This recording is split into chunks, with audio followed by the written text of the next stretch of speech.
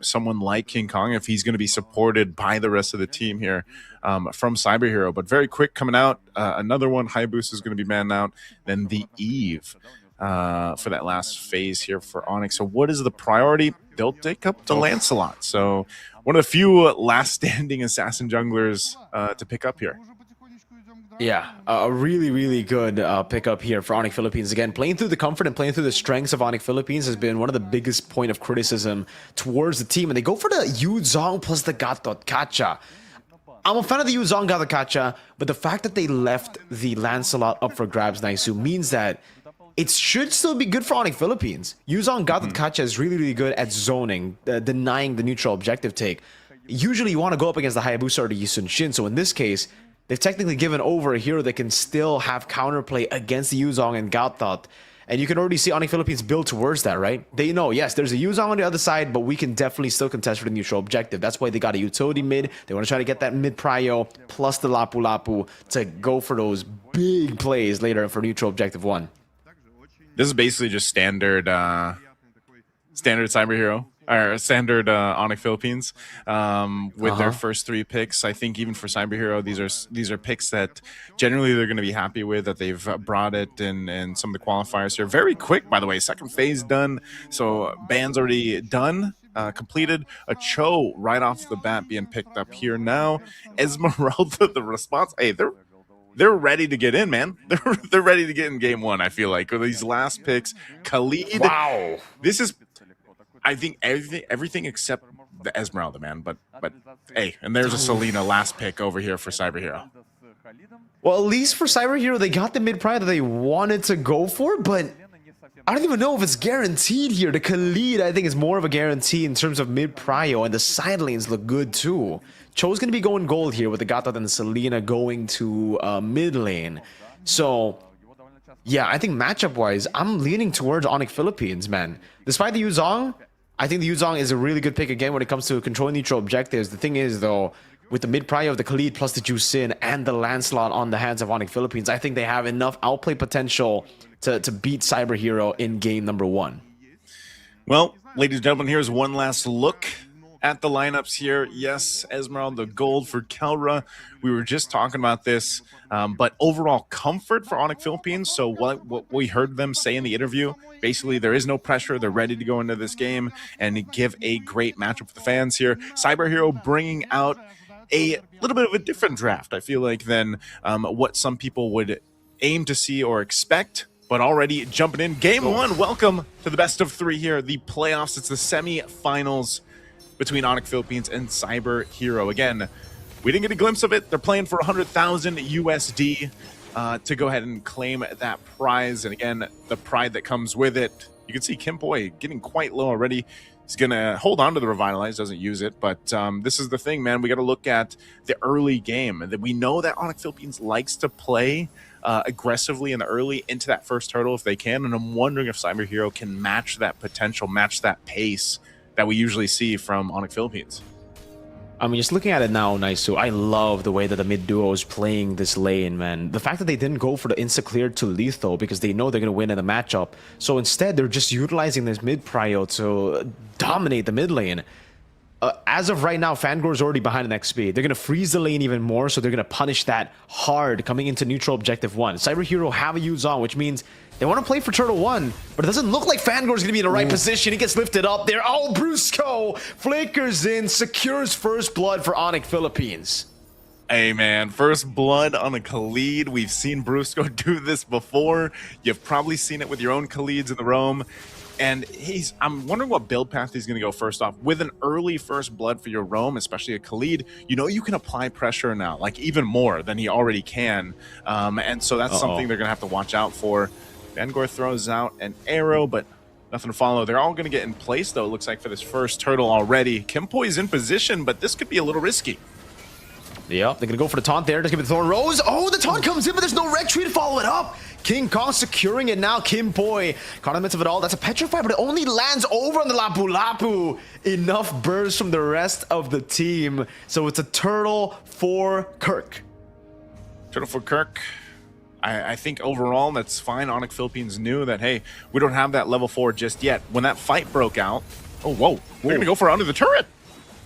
And they get it too. Brusco will fall, but I think that's worth it here.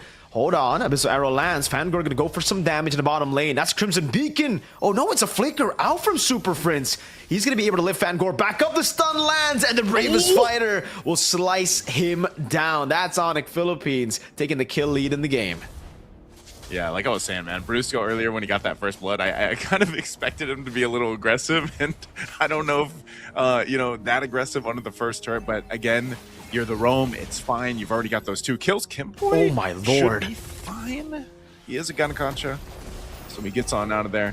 But that's the one thing, man, CYBERHERO, you're seeing what's happening here. They do have a couple kills themselves. It's mostly on the Yuzhong for QLET here, but I wonder how they're going to respond with it, Kimboy. They're gonna go all in on him. That's gonna be the Lantern Flare knocking him up, and they burst through the Gatot Kacha. Through to revitalize even. Mountain Shocker thrown. There's no neutral objective to contest, but ONIC Philippines are already pushing on the lead, man. A bit of poke again as Mashiro tries his best to go for the lane. Will be able to, but will lose out on a lot of health there. Oh, falling Sarmu as well. That's away the dragon defensively to get Kelra off of him.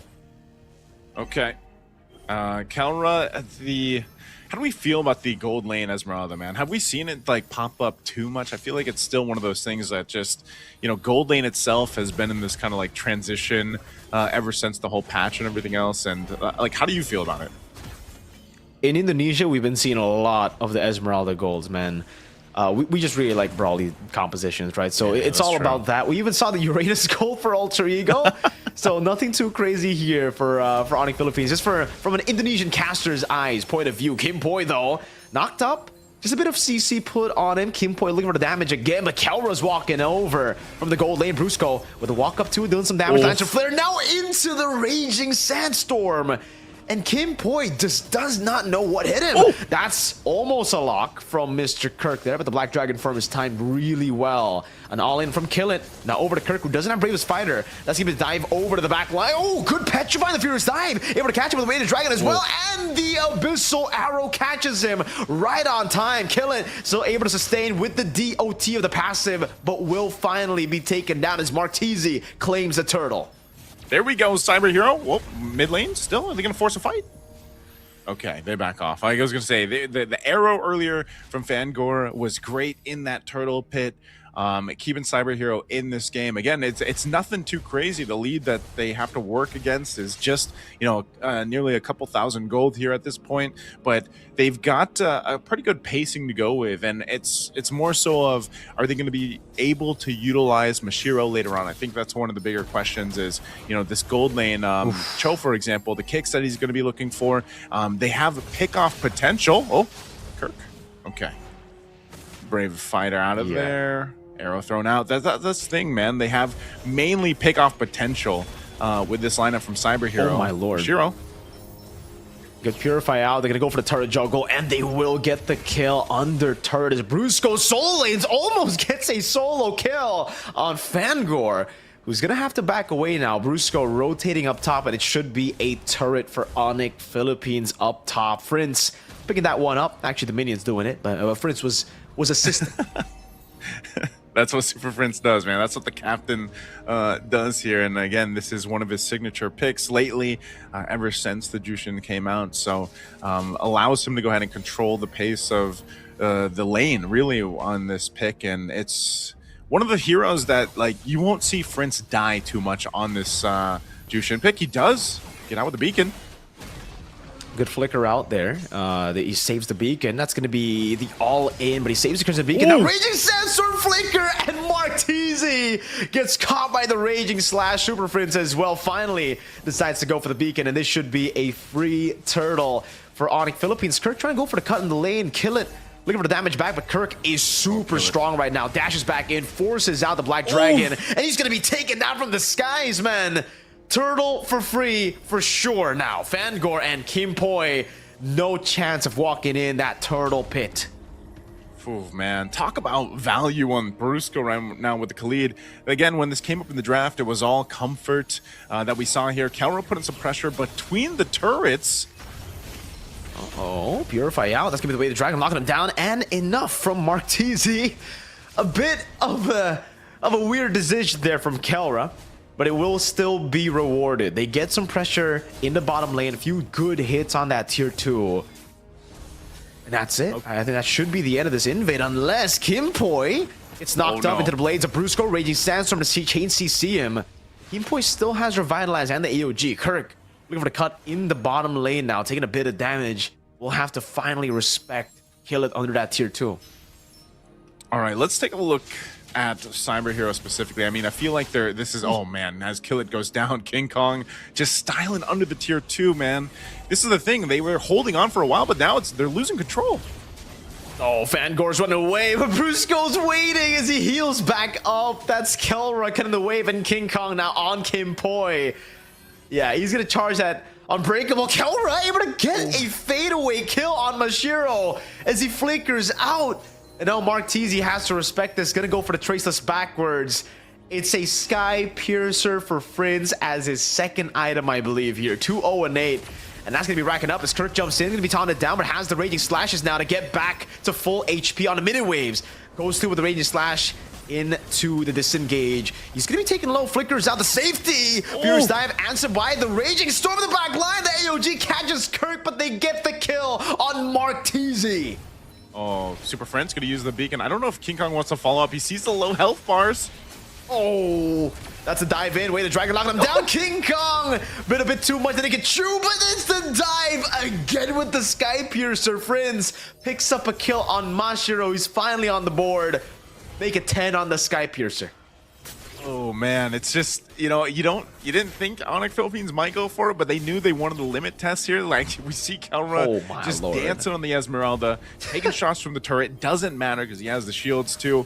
But that's the thing, you know, they can test the limits with this kind of lineup, and that's what we see them doing. The Lord is up now. Kelra will go ahead and keep CYBERHERO in the base, basically at this point, while that Lord is started up now by Kirk. Brusco there. King Kong will just have all the time in the world. He's going to grab his orange first and then make his way there.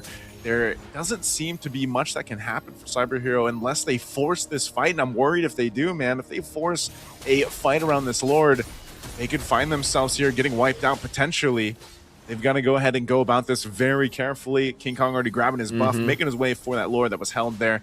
And again, this is the Broken Walls map. I know we didn't get to see the roulette that we're used to seeing, but that it will take into consideration for our next maps coming up here.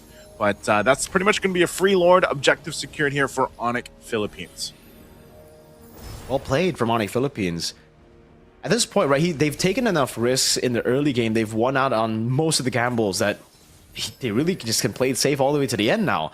They got a pretty big gold lead already. They have a Lord coming in as well, so that's going to build up the gold lead even more. And we've only just gone through the first 10 minutes of the game, so in terms of scaling as well, we have to talk about it, Naisu. ONIC Philippines definitely have the upper edge, man. The Esmeralda, already unkillable. Once she gets more items, I don't really see anyone on CYBERHERO going through the health bar of the Esmeralda, unless maybe he's under turret, right? Then maybe it's going to be possible for them to get the kill. King Kong actually going to be knocked up. Whoa, way too aggressive with the throw. Rose gets pulled back. Kirk goes in and gets the stun under the base turret. They get a kill on Mashiro as well. Kirk over for the stun again. Kimpoi able to get out just barely, but Friends goes in. Now the Sky Piercer able to pick up the stack. That's a Furious Dive from Kill It over to Kirk, but he's healing a bit too much. And Friends with the Sky Piercer now puts the Lantern Flare over to Kill It, slams him down to the ground, and surely we'll be able to pick up yet another stack here. It's gonna take a bit longer as Fangor deals with the Lord, but Friends wants that final Sky Piercer stack, and he'll get it. That's an 11-minute end for ONIC Philippines as Mashiro tries his best to walk up. He gets away the dragon, but ONIC Philippines will just lock in that win. Game 1.